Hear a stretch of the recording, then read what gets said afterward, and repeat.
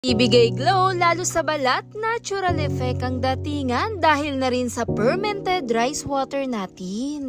Dito nga po sa fermented rice natin o yung binabad na bigas, kumuha lamang ako ng 2 tablespoon po. Dito nga po sa aking ginawa, magdamag kong binabad yung pinakabigas dahil kakailanganin natin yung pinakakatas ng ating bigas na tubig lamang ang kakailanganin natin. Lagay rin ako dito ng 1 teaspoon po ng aloe vera gel. Kaya po dun sa mga pinaghugasan natin na bigas ay huwag natin itapon, pwede natin magamit pampaganda lalo sa balat. Dahil maraming benefits at nutrients ang dala nito lalo na rin sa ating kutis, dito nga sa aking ginawa, hinalo-halo ko pa po itong mabuti. Dahil na rin doon sa mga pinagsama nating sangkap, napakaganda rin ito gamitin kahit pa pang araw-araw. Na tumutulong din to sa mga hindi pantay na kulay gaya na rin ng dark spot. Kasama na rin ang hyperpigmentation, kumuha pa po ako ng almond oil na siyang makakatulong magbigay lightening lalo sa ating kutis. Tumutulong magpaputi lalo na sa kulay ng ating balat na nagbibigay tingkad sa kutis. Anti-aging na rin to, pati na rin hydration lalo sa ating balat. Dahil naglalaman na rin to ng amino acid at minerals. At heto nga po ang tamang texture niya. Kung mapapansin nyo, malabnaw ang datingan pero napakaganda gamitin pang-apply lalo sa ating balat lalo sa mukha. Napanatilihin itong makinis, maliwanag ang ating balat. Sa lahat tumutulong na rin siyang paliitin ang gaya ng mga pores. Kuha lamang din po ng maliit na bote o yung paglalagyan, pwedeng gamitin to pang araw-araw. Heto nga ay datingan din talaga ang rice water serum na rin. Ang tumutulong pangalagaan lalo na rin ang ating kutis lalo sa mukha.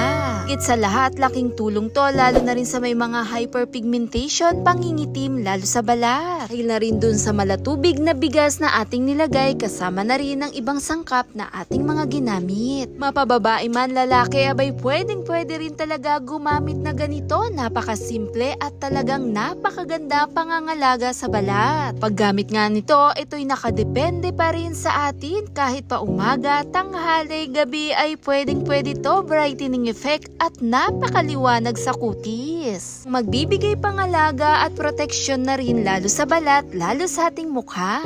Dahil na rin naglalaman to ng natural na glow lalo sa kutis. Dahil na rin sa katangian antioxidant at natural na sangkap na ating nilagay. Pagdampingan nito, dahan-dahan natin i-relax at i-massage ito. Lagyan lang din natin ang buong mukha gamit lang tong ating ginawa. Napakaganda rin talaga ang benepisyong dala nito. All natural organic rice serum natin mapoprotektahan lalo na rin sa ating balat. Hit thumbs up if you like this video. Thanks for watching.